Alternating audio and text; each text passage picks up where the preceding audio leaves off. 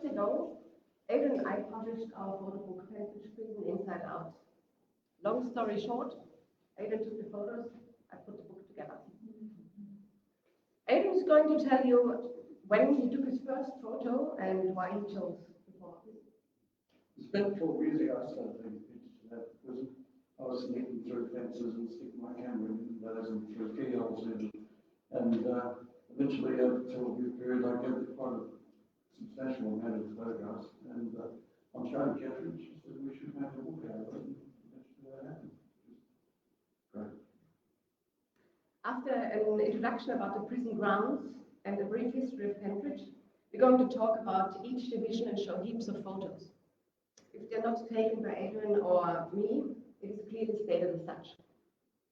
There will be time for questions in the end and the opportunity to buy our book. Unfortunately, we don't have too much time to chat, but Adrian and I are happy to catch up you at a later point. So we start with the building and grounds. Adrian, please.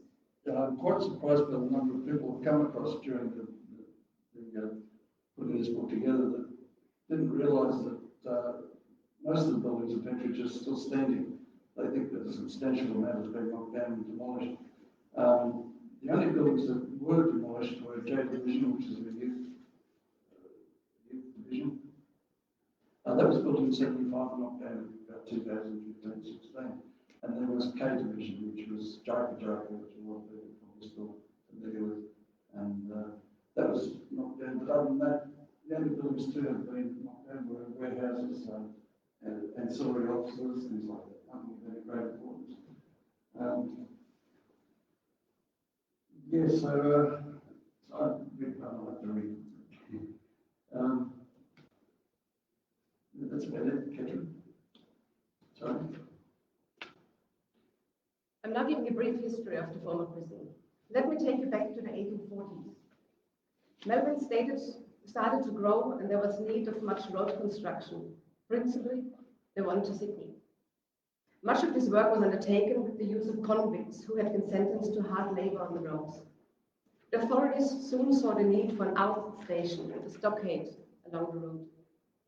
The place selected was the tiny farming village called Pentridge, which was later named Coburg. On the 5th of December 1850, the Pentridge Road Gang consisted of 16 handcuffed prisoners, some in irons, all linked together by a running chain, set out on foot from the Melbourne jail to Pentridge Stockade, a relatively ad hoc group of structures back then. Convicts were housed in wooden huts or wheels that could be moved to wherever the work of the prisons was required. A low wooden fence, about 1 meter high, surrounded the huts. Lots of prisoners escaped. The gold rush in the early 1850s brought an enormous influx of people from all over the world. Melbourne's population quadrupled. Crime increased, and so did the numbers of prisoners. To help accommodate these extra prisoners, stockades were opened at Williamstown, Richmond, and Collingwood, while convicts were sent to the prison ships or hulls moored of Williamstown. Due to the escapes through Pentridge Stockade, Superintendent Samuel Barrow ended the use of the road gangs. And now they had erected living quarters for prison staff, constructed culverts, and built a 1,300-meter wall around the stockade. John Price, the new Inspector General, saw the need of a maximum security prison. By 1856, the stockade accommodated about 350 to 400 prisoners who were housed in 6 huts. The conditions were beyond dreadful. Price was a nasty piece of work, as Adrian would say. He was famous for his cruelty and mistreatment toward prisoners. Prisoners took revenge and killed him. Price's successor was William Thomas Napier Champ, who was a firm believer that most prisoners could be rehabilitated. Under Champ, the main structures of the new prison were built between 1857 and the mid-60s. The castle-like entrance, 3 large divisions, enclosed by a massive wall some 4,000 meters long, all built from bluestone quarried on the site, consisted of 140 acres. Every prisoner had to spend a certain amount of time in 3 divisions, starting in the Panopticon B division, where he was kept in a cell for 23 hours a day, with 1 hour of exercise in an airing yard. The last part of the incarceration took place in what is now known as F Division. There were no cells there, but dormitories, and everyone slept in hammocks. Inmates were here employed daily in one of the prisoners' workshops. By 1870, Pentridge prison housed about 600 male and 95 female prisoners. During that year, the district known as Pentridge was renamed Coburg, as residents decided to rid themselves of the stigma of living in Pentridge. A royal commission during the 1870s looked into prison conditions and discipline and brought about some important reorganization at Pentridge. The dormitories were judged to be a breeding ground for crime. As a result, the male prisoners were transferred to the women's building and the females were relocated to the Melbourne jail. It would be another 25 years before the women returned to their own prison in the Pentridge grounds. F Division became the Jargon Reformatory for boys, and a new building, later known as G Division, became the Jargon Reformatory for Protestant girls. A further result of the Royal Commission was the construction of new workshops known as the Industries. In 1894, a women's prison was built, later known as D Division. In the early part of the 20th century, solitary confinement gradually phased out. However, it remained in use for more refractory prisoners. B Division was now used to house hardened and high-risk criminals confined in high-security cells. At the beginning of 1924, Joseph Ackroyd took up the position of Inspector General. He brought a different approach to the position, using education to reform prisoners. Ackroyd introduced a system of classification based on the individual's need, encouraging night studies and correspondence courses. The Melbourne jail closed in 1924 and its prisoners were relocated at Pentridge. The female prison D Division became the metropolitan jail for all males on remand. The gallows beam and trapdoor from Melbourne jail were installed in D Division, and Pentridge was now the place of all executions in Victoria. The remains of 34 prisoners executed at Melbourne jail were exhumed and reburied in a mass grave near the eastern wall of F Division. In 1947, Ackroyd was replaced by Alexander Watmore, who introduced education programs for prisoners. Evening classes with A Division, debating sessions and theatre plays, toy-making workshops, the printing shop and sporting games on the weekend. Watmore also introduced a parole and probation system.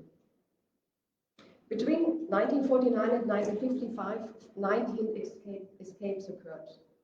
The low farm wall had been used to advantage by the escapees. Consequently, the insecure farm area, comprising nearly 60 acres, was removed from the prison grounds, and the area was then used for a high school and training college for teachers. In 1957, all women were transferred to Fairley Prison. In 1858, William O'Malley and John Taylor escaped through the main gate. Taylor shot a prison officer in his thigh. Both men received 12 strokes of the cat-o'-nine tails and were the last men flogged in Australia. As a reaction to the escape, H Division, a wing of A Division, was created as a punishment area. It held up to 39 prisoners who spent the days breaking large rocks into fingernail-sized pieces. Inmates were subjected to ongoing physical and mental abuse. They were assaulted with fists, boots, and batons. In 1965, the most publicized escape occurred at Pentridge. Ronald Ryan and Peter Walker rushed from the prison. Ryan was convicted of shooting prison officer George Hodson. Walker shot a civilian, Arthur Henderson. While Walker was sentenced to 12 years for manslaughter, Ryan was sentenced to death. Ronald Joseph Ryan was hanged in D Division on the 3rd of February 1967. He was the last man to be executed in Australia. During the 1970s, there was a considerable unrest and rebellion amongst prisoners, mainly about the mistreatment of inmates in H Division. An inquiry led by Kenneth Jenkinson looked into the ill treatment and brutality towards prisoners. His findings were controversial and angered many of the inmates. You can read everything in this about this inquiry in Ray Moore's book, The Ethics of Evil, Stories of H Division. In 1978, prisoners in B and H Division staged riots, and the chapel in B Division was badly burned. In 1980, Jaga Jaga, the new punishment area, was built. Despite being escape-proof, 5 prisoners managed to escape. After a fire in 1987, set by prisoners, resulted in 5 deaths and the imminent closure of the division. After a large fire in Fairley prison, 40 women were relocated to a section of B Division. Another inquiry came to the conclusion that Victoria's prison system was the worst in Australia, and a zoo like Pentridge was a disgraceful place to house people. H Division was closed in 1994 and the labour yards were modified. The Kennett government made a decision that all Pentridge would gradually cease its operation. In May 1997, Pentridge was officially closed and most prisoners were relocated to Bowen Prison. In June 1997 saw the beginning of public tours of the prison. Thousands of people came to see the prison from the other side of the blue stone walls. This is a hand-drawn plan from 1889 held by the Coburg Historical Society and was most likely created for the use on site. My friend and colleague Helen Luffin and I applied for a grant from the Public Record Office of Victoria to get this plan professionally restored and preserved. And I'm going to refer to this plan or details during the talk.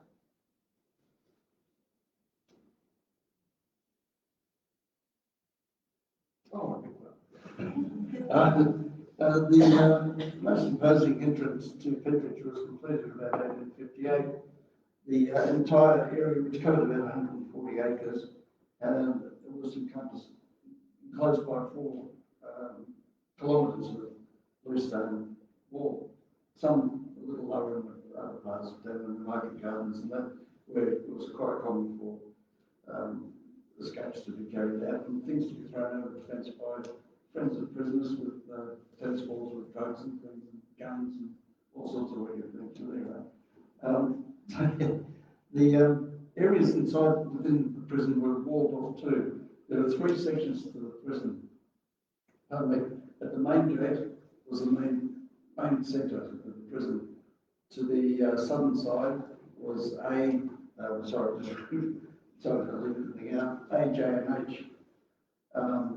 And the northern section was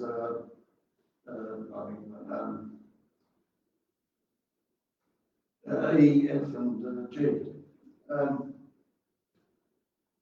Along these walls, of course, there were plenty of guard towers and things like that. Really, that's it. Cool.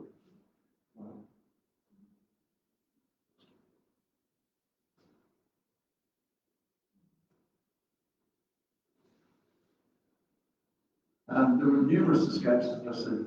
In fact, I have the number here, there's about 120. And between 75 and closing, I think there's about another 40. There's a tremendous amount of people escaping, and I guess they had good reason to want to get out of that place. One of the ones that Katrin mentioned was with Merri and Taylor. They were going to see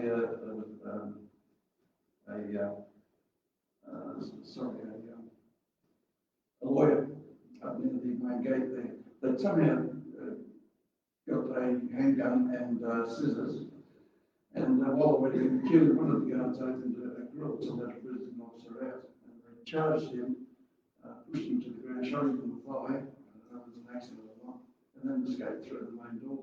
They went across the road and stole the wool cans out of also utility, which is, I don't like that anyway. They tore off down the street. The prison officer followed them. He secured the CCC truck, stood on the sideboard with his arm around the centre pillar, and fired his rifle at them as they were taking off. So it was like the city of firing back at him, blew the window out of the car. They took off down Hay Street, and we all know the railway line of Hay Street, it's the area of the cars. They hit that, they were arrested. 13 minutes later, they were back in prison. So they got 10 years, as Katrin said, for that, and 12 strikes of the cat-and-mouse. Pretty tough stuff. Yeah. Oh, here we go. In B division, this is this big mark here is the part where Walker and Ryan climbed over the first inner fence, then snuck around to the bottom, kept right up hard against the other fence. The officer couldn't see anything that was going on. They scrambled up there and made the officer open the door. There was a little bit of confusion there. He didn't open it. Anyway, he eventually did, the threat of being shot. They then escaped along the wall, went through the officer's car, prison officer's car park, and ended up in Sydney Road, where that terrible incident happened with the car being shot and killed. There was some conjecture about whether Ryan really did shooting or not. But it was a terrible incident. They were on the run for quite a while. Pentridge Square. This area was known at least by the 19th century as Pentridge Square. It is of primary heritage significance, containing a high proportion of the 1858-59 heritage buildings. In front of B and C divisions on each side of the road were paved pathways used for mustering prisoners.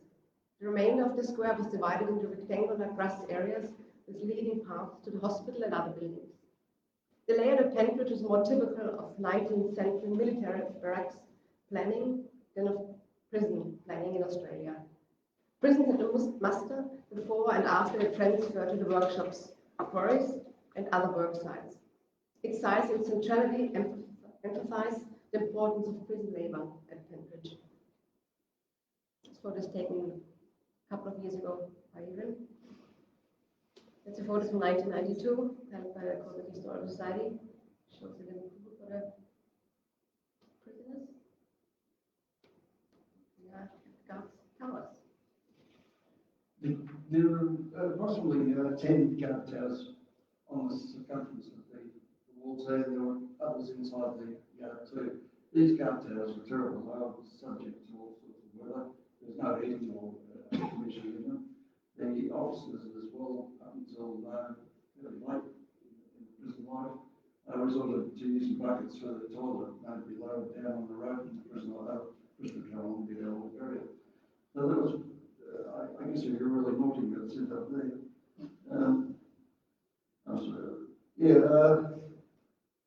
There were incidents where guards had actually got their rifles over the wall too, which was quite embarrassing for them, because they could call the school children that were walking around and ask them to tie to a piece of rope and pull back up. I'm sure there were a lot of governors that didn't want to know about that.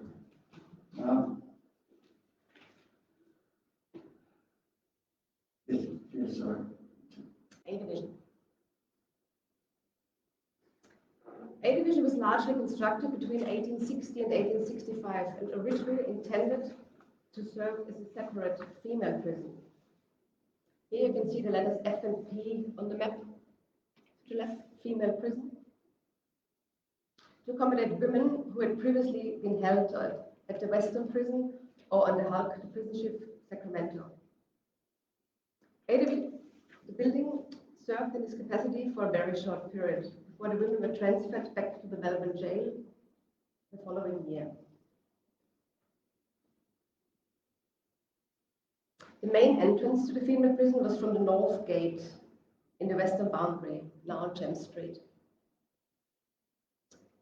A division is a double-story bluestone cell block that ultimately adopted a similar crucifix form to the Panopticon B division, but was initially built on a T-shaped plan with cell ranges to the north and east. A division was originally almost completely enclosed by bluestone walls, with only a single opening providing controlled access to the male prison. The cell ranges to the east and south are both double-story in height while the western wing is 3 stories tall and the northern cell range has an additional partial basement level which is accessed externally. The south wing was constructed about 30 years later using prison labor and effectively transformed the plan into a crucifix form.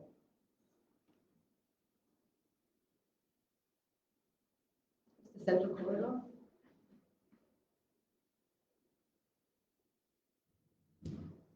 The exercise yard extended to the northeast was demolished between 1951 and 55. Archaeological investigations unearthed the bluestone foundations to the structure. I will talk more about these Panopticons a bit later. The cells back then were extremely hot in summer and bitterly cold in winter.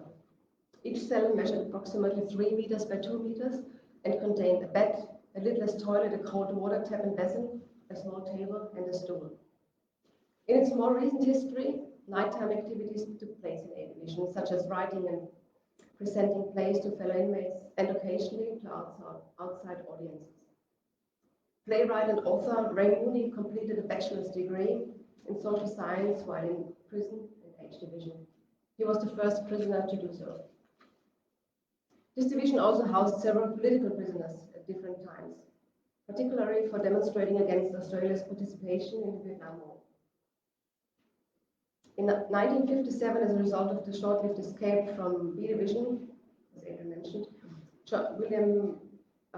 William John O'Meally and John Henry Taylor became the last men to be flogged in Australia in this division. After this escape, part of the wing of A Division and the labour yards were renamed H Division and used as a high security block and new punishment area. B Division, I will read because I think that's much better story. B Division held many of the most dangerous and unpredictable men in the jail, the heavies. Its prisoners were locked up for 16 hours a day, but allowed some respite by working one of the industry shops. Work ceased at 3 p.m. when the prisoners were searched and returned to the division for dinner. Lockup was 4:30. An underground section of B Division contained more cells, some for more containment of the prisoners. These were called blind cells, used as further punishment. The troublesome prisoner would be lowered into a narrow 3-metre hole, and then have flagstones placed over the top. This is a cell that had any light at all. So they're confined in there and suffering terrible conditions. These were covered with the flagstones and the cells then locked. The prisoner was left to the whim of the guard whether they received any water or food. Prisoners were schooled weekdays in B Division Chapel and was well attended and instrumental in rehabilitating some of the inmates. One of the more tense and volatile divisions in Pentridge, B Division was predictably one of the more tense and volatile divisions in Pentridge, and prisoners were kept under lock and key at all times. There were actually 3 gates you had to go through to get into the B Division, so it was really high security. Don Osmond taught in B Division. Don wrote the text of the book that we're presenting and notes on each division. He taught in the division in 1970, especially to see Neely, whom he wrote a book about, but hasn't been published as yet. So he was there during the most volatile periods. Certainly Don passed away just weeks before we had the book to show him. Anyway,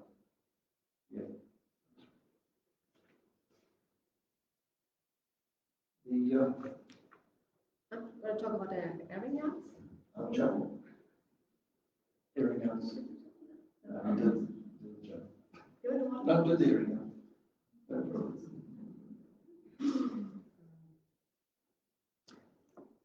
This is about the airing yards in B Division. Both the southeast and the southwest exercise yards originally contained radial stone and timber enclosures with central observation towers. These exercise yards held constructions that were Panopticons. The word panopticon derives from the Greek word for all-seeing, panoptes. The yards were shaped like a wheel and divided into short partitions, each with a high wall, all radiating off from a central observation tower. The watchtower was accessed via a central circular staircase. Here an armed guard watched the prisoners through small windows that were constructed for one-way surveillance. A gate in the iron bars at the broad end of the yard provided access. Prisoners were allowed to exercise for 1 hour each day without breaching the fundamental tenets of the separate system. They had to wear a white calico hood whenever they left their cell, and where they were marched in single file with a space of 10 yards between them. Speaking was strictly prohibited. Decreasing the use of solitary confinement during the early 20th century meant there was little need for the exercise yards, and they got demolished. In 2014, Adam Ford and his team unearthed the foundations of 3 Panopticons, one in A division and the other 2 in B division.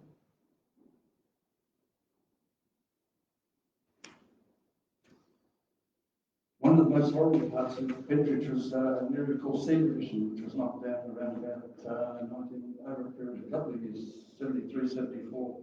C division originally consisted of 6 long, single-story blocks of cells, which were about 1 and 1.2 metres wide, just over 2 metres long.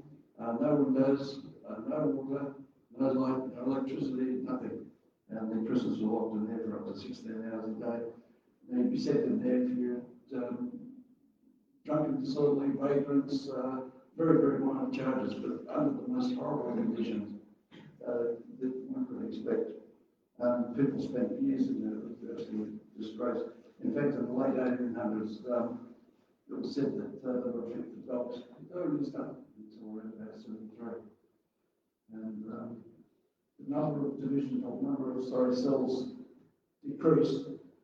3 blocks were knocked down, and they, pardon me, new kitchen was built on that name. That is where the IGA building, or the new Pentridge buildings are. So that that's built. So it's much more pleasant place now. But they held about 360 prisoners, and it was the worst place to work in the prison. It was just disgusting. And B division. The new female prison was designed 1887 by the Public Works Department and handed over in 1894. It was erected by free labor and built to house some 400 female prisoners sent to Pentridge from the then overcrowded Melbourne jail. It is the largest single-cell building constructed in Victoria. Before the opening of the female prison, there had been no permanent accommodation for female prisoners in Victoria. The women were frequently moved about in different types of accommodation. From the opening of the female prison, all female prisoners had to serve at least 4 weeks of their sentence in solitary confinement. The provision of a separate prison with a totally female staff and governor was one of the most progressive reforms of the 19th century. The female penitentiary was a separate prison within the walls of Pentridge. It contains facilities for reception, accommodation, segregation of prisoners, classification, cookhouse, laundry, chapel, medical care, and isolation.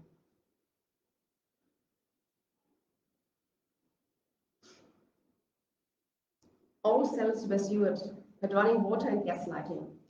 The main wing of the prison held many ordinary prisoners, those not classified as vagrant, aged, or special. Originally, the division contained 198 cells. The cells are on 3 tiers, opening off to a central gallery corridor, which runs east-west the full length of the building. A single-story wing contained the entrance and the offices. Here on the left, you see the current entrance, and to the right, the original entrance to the women's prison on Via Roma. The division had a partly ducted natural ventilation system as do A and B division. Cross ventilation in the cells is simply provided by fixed ventilation slots in the windows and ventilation slots in the corridors wall above the doors. In 1924, after the closure of Melbourne Jail, a major change occurred in the structure of Pentridge Prison. The large building, which was formerly used to hold convicted female prisoners, now became the Metropolitan Jail and was used mainly to house males on remand. The female prisoners remained in D Division for only 1 more year. Today, D Division is privately owned. As Pentridge cellars, the building is used as a private wine storage facility.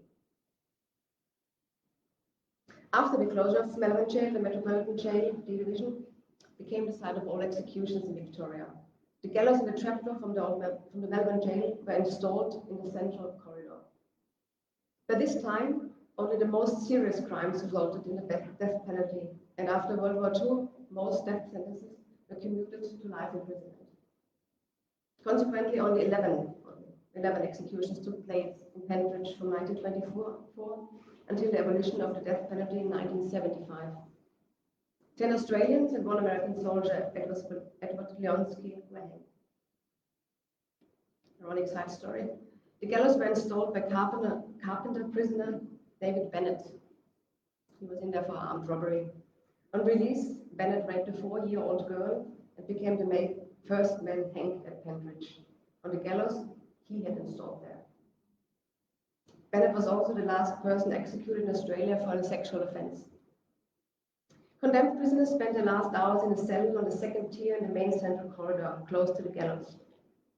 And the condemned cells actually consisted of 2 cells converted into 1. On February 1951, a multiple execution took place at Pentridge when 2 males and a female were hanged in D Division. The female, Jean Lee, became the last woman to be executed in Australia. And again, Ronald Joseph Ryan was the last man hanged in Australia on 3rd of February 1967. After the capital punishment was abolished in Victoria, the hanging equipment was taken down and put into storage and is now on display in Old Melbourne Jail. The Pentridge remand yards at D Division were a horror too. They're divided up into about 6 different sections, depending on the crime of the person, the age of the person, and there was even a separate one for people who were facing execution. The remand yards, you were sent out there first thing in the morning. You took your bag, a plastic bag with all your belongings in there, your clothes, your shoes, everything. So your cell had to be empty. You went out into the yard, and if you couldn't fight, you were in real strife. If you had a nice pair of jeans on or a pair of bras, you were in real strife because if you some black figure there that would want them, and he would bash you and take them off you, and there would be no one sticking up for you. The guards weren't going to be interested; they didn't want to get in there with a whole lot of young fellows who were fighting and carrying on. So they were shocking things. And the thing was that some people were in there for months and months and months waiting to go to court, and they may be innocent. So, and from being innocent and going to something in conditions like that, and to be treated like that, that must have marked them for the rest of their life. It would have been absolutely terrible. At the end of D Division is the grave site. Part of that wall has been demolished now. But just to the right of that, where the roses are where Ryan and 9 others were buried. There are 3 grave sites, 2 a bit further over, where what the place is now, but I believe that those bodies that were reinterred by the forensic people have all been put into this grave site here. That stone block just to the left, far left there, a plaque was put there by Father Norton, the last sorry, wasn't Catholic. Sorry, yeah, the last chaplain at the jail had a plaque put up there with the names of the people that had been executed there. That's since been stolen. It was stolen over there, which is a shame. Yeah, anyway, that grassed area there is also the prison. The top picture up there, I'll use my little pen here. That shows you the three different yards. That's the one I'm talking about. That's the one here. This one now has a block of flats over it, and this one here is a very smaller grave site. Anyway, they're all back there now, apart from Ryan, who was cremated, and his ashes were buried with his wife in Portland, I think. Jim Lee's people, they didn't want to have anything to do with her, and of course Nick Kelly, he's gone. Sorry? Greta, yes, some of them. It's all secret, they haven't told anyone where he's been buried, to fear that people go to desecrated grave. E division.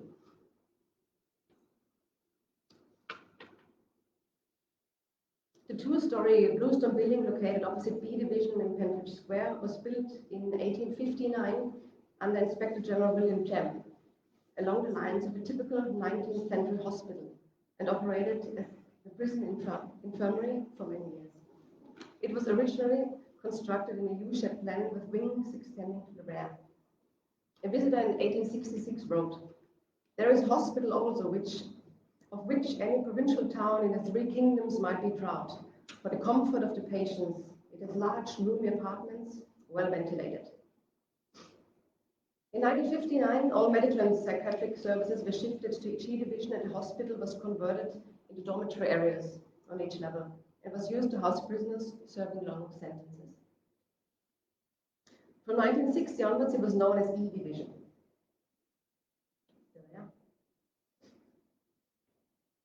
In June 1968, John Killick, Jeffrey Ponton, and Darrell Comic planned an unsuccessful escape from E Division. John Killick shares insight into this escape and his experiences at Pentridge and other prisons in his book On the Inside. In the 1980s, E Division was used as an administrative offices. A few years before Pentridge closed, it was again the center for medical and dental treatment of its inmates. F Division, located virtually on the side of the original Pentridge stockade, was one of three sections of the original female prison. Females serving 3 months or more were transferred to the new female prisoner Coburg from the Northern Jail. It was later used as a dormitory accommodation for about 30 prisoners, some being the overflow from D Division. It was the scene of much unrest and fires. It went on to be used as a kitchen, workroom, and accommodation for labourers. One building was the tallest building in Melbourne and could be seen from the city. Inside the F Division is a painting by an Aboriginal artist, Ronald Bull, who was born in 1942 and passed away in 1979. He was also known as Ronald, or Ben, to his mates. Ronald painted this mural, his largest and most important artwork, in 1960 at the end of the corridor in F Division. He may have been in and out of there a couple of times for minor offences. The painting measures 3 metres long by 2 metres high, and is painted with ordinary house paint.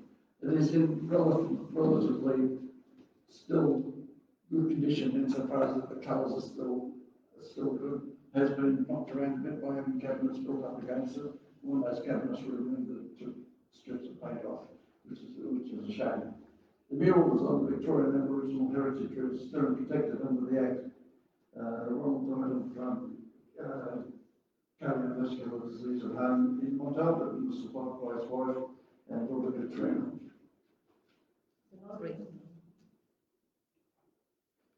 The laundry was constructed in the early 1860s as part of the L-shaped factory building on the north side of F Division. The building was altered in 1892 to become the laundry for the new female prison. Adrian? Oh, a big fan. Oh. Excuse me. As you can see, there's not much left of the former laundry. And as an important side note, the former Coburg prison complex is placed age 1551 on the Victorian Heritage Register, which is widely recognized as being of state significance. G Division, which is now a child centre, was originally a reformatory for young girls 8 to 14. There were and operated laundries there, served the rest of the prison with the laundry. It changed over a period of time, naturally, and ended up at the last stages as being a psychiatric hospital for the prison. It was a horrible, I'll say this about everything, but it did help some very, very nice people there. And justified it. Yeah, there's a childcare centre now, and it's lovely. But, oh, H Division was my favourite day. H Division, yeah. After repeated escapes in the 50s, particularly Amelia Taylor, the then Premier Bolte said that there must be a higher security division built at Pentridge. And so a small section of an A Division wing was partitioned off, which contained 39 cells. The cells weren't all that attractive and all comfortable, but then it wasn't a place for all. The whole prison wasn't a place for comfort, it was a place of punishment. It was a place of humiliation, mental torture, brutality, placed by some prison officers there. On being sent to H Division, you could be sent there if you were caught smoking, you shouldn't have been smoking, or you back talk to the guard, or escaped, or something a bit more serious. You were sent to H Division for a touch-up. They said that they would be beaten to the end of your life. I've heard this from people that have been there and have suffered at the hands of some of the guards. You'd be stripped naked in the CPO's office, there'd be half a dozen prison officers standing around you, and they'd trunch you and kick you and beat you, and you'd be sliding around the ground, dragged off to a cell and thrown in there. You wouldn't set up or anything like that, and probably that evening or the next morning you did the same thing again. And this would continue on until you were a physical and mental wreck. Oh, yes. Sorry. Yes, the guards were already there. They weren't particularly built just for H Division, so they were already there as part of punishment for the A Division prisoners. They were given blocks of bluestone, large blocks. These were to be broken. They had 3 ends, a 5 kilo, 5 pound, 3 pound, 2 pound, I believe. And these were to be broken down to thumbnail-sized pieces for use on the road construction. You had to conform to do this, otherwise you were beaten again, so you weren't going to win. And that was your duties throughout the day. The big blocks came in, the little bits went out. It wasn't until I think about the early 70s that a few prisoners, one being Christopher Flannery, Mr. Redkill, I don't know if you know his name, and Ray Moody objected to breaking those rocks, and they refused to do it. And as a result of the Jenkinson horror, which looked into the brutality of H Division and other parts of the prison, that punishment was stopped, I believe, but may have been reintroduced once those prisoners were taken to Joker. So, it's a long story. J Division. J Division was constructed in the late 1960s by prison labour as a modern wet brick building, designed to house young offenders aged between 18 and 20 years, known as the Yokes around the prison. Originally, it contained 6 dormitory areas radiating off from a central observation office. The prisoners were housed there from 4 p.m. until 8 a.m. each night. One guard, posted at night behind a glass-stained desk, was overseeing all dormitories, toilets, and shower areas on his own. This arrangement was doomed to disaster. Newcomers to divisions were prime targets for bashings and rapes. J Division was closed down and then converted into comfortable single-cell accommodation for long-serving prisoners. It remained as such until the eventual close of the prison. Jaka or K Division. Jaka Division was designed as a new high-security unit by the Victorian Public Works Department. The construction began in 1978 and was completed in May 1980. This complex contained 6 separate units, all connected by corridor spines, which housed about 50 prisoners at any one time. Each unit could house up to 12 prisoners, and each was divided into 2 sides. The units also contained escape-proof exercise yards, which were equipped with alarm systems. A central administration area controlled its electric doors, video cameras, power, and heating. There was no fresh air around the units. Chaka was built to have maximum security with a minimum of staff. Due to its location and security, it was a jail within a jail and was often referred to as an electric zoo. In 1984, the division was renamed K Division, and in October 1987, rioting led to a serious fire in K Division, Unit 4, Site 1, in which 5 prisoners died. The division was subsequently closed. It was reopened as a medium security division, developed as a special program unit for special needs prisoners, including HIV-positive prisoners, high protection prisoners, and prisoners with drugs and alcohol problems. The chief warders and overseers of works quarters. These buildings were constructed as part of the 1859 scheme for the new Pentridge model prison. Prior to this time, staff had to sleep under abysmal sleeping conditions. The pair of double-story bluestone dwellings would have originally addressed the main parade ground, but was partitioned off when the internal forecourt to the administration building was constructed in 1886. Various alterations and additions have been made to the 2 buildings over the years, most notably in 1926 and 27. The timber veranda has been filled probably in the 1960s or 70s with a vertically boarded and glazed enclosure to the upper level. In 1998, part of the ground floor was refurbished to form an officers' recreation area. This is what the building looks like after restoration by the current developers. The rear yard contains 2 main structures that were associated with the contact visit areas. This is going to be the last area we're going to show you tonight. That's the visitors' yard. Now an overgrown patch of ground directly behind the warders' quarters. This area would have been buzzing with laughter and chatter of excited children, voices who got to see their dads probably for the first time in a long while. A water fountain, a manicure garden. They would have made a pleasant change from the stark cell blocks. All sorts of shifty things went on in the visiting area, and the officers in charge, they had to be very observant.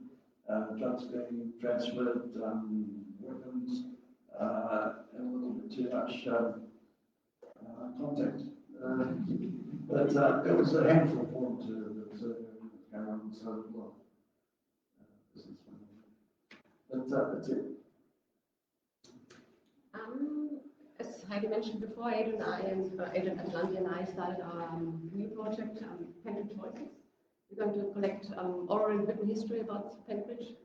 If anyone has a short story or a memory to share, please approach us.